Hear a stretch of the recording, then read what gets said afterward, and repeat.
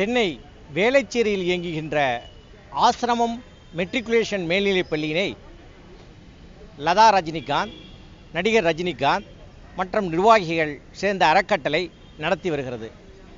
இந்த பள்ளி இயங்குகின்ற நிலம் சம்பந்தமான வழக்கு தீர்ப்பு கூறப்பட்டுள்ளதால் இந்த பள்ளிக்கு இடம் சம்பந்தமான ஆவணங்களை நேரில் வந்து எடுத்து அதற்கான விளக்கத்தினை எழுத்துப்பூர்வமாக அவர்கள் சார்பாகவோ அல்லது அவர்களாகவோ வந்து அளிக்குமாறு மெட்ரிகுலேஷன் பள்ளியினுடைய இணை இயக்குனர் விசாரணை சம்மன் அனுப்பியிருந்தார். விசாரணைக்காக 27ஆம் தேதி 4 மணிக்கு அந்த விசாரணை அமைக்கப்பட்டிருந்தது. இந்த விசாரணையுடைய சம்மனை எதிர்த்து சென்னை உயர்நீதிமன்றத்தில் இந்த பள்ளியினுடைய சார்பாக வழக்கு தொடுக்கப்பட்டது.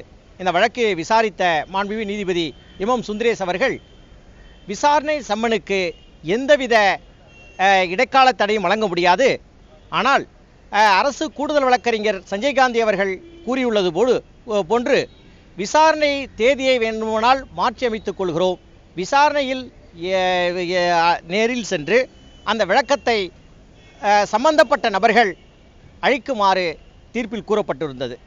ஆகவே விசாரணையினை உடனடியாக விசாரணை தேதி அறிவிக்கும்படியும் அந்த விசாரணையை உடைய தீர்ப்பை 4 வாரத்திற்குள் கூறும்படியும் சென்னை உயர்நீதிமன்றம் உத்தரவிட்டுள்ளது. ஆகவே அந்த ஆசிரம பள்ளியை சார்ந்த நிர்வாகிகள் நேரில் சென்று விளக்கம் அளிக்க வேண்டும் என்பது உறுதி செய்யப்பட்டுள்ளது. ரஜினிகாந்த் தரப்பு வழக்கறிஞர் நளினி சிதம்பரம் அவங்க கல்வித்துறை நேரில் ஆஜராகணும்னு சொல்லியிருக்காங்க. இது அவங்களுக்கு அதிகாரம் இல்லை அப்படின்னு சொல்லியிருக்காங்க. அந்த மனுவில் கல்வித்துறை அதிகாரிகள் இதற்கு அதிகாரம் இல்லை, சட்டத்தில் இடமில்லை என்றும் இதனுடைய மனுவில் கூறியிருந்தார்கள். அதனை நீதிமன்றம் ஏற்றுக்கொள்ளவில்லை. விசாரணைக்கு சென்று அதனுடைய கருத்துக்களை விசாரணை அதிகாரியிடமே கூறுங்கள், நீதிமன்றத்தில் அவ்வாறு கூற இயலாது, ஆகவே விசாரணையை எந்த விதமும் தள்ளுபடி செய்ய முடியாது என்று தீர்ப்பில் கூறப்பட்டுள்ளார். ஆகவே விசாரணைக்கு விசாரணை நடைபெறுவது உறுதியாகிவிட்டது.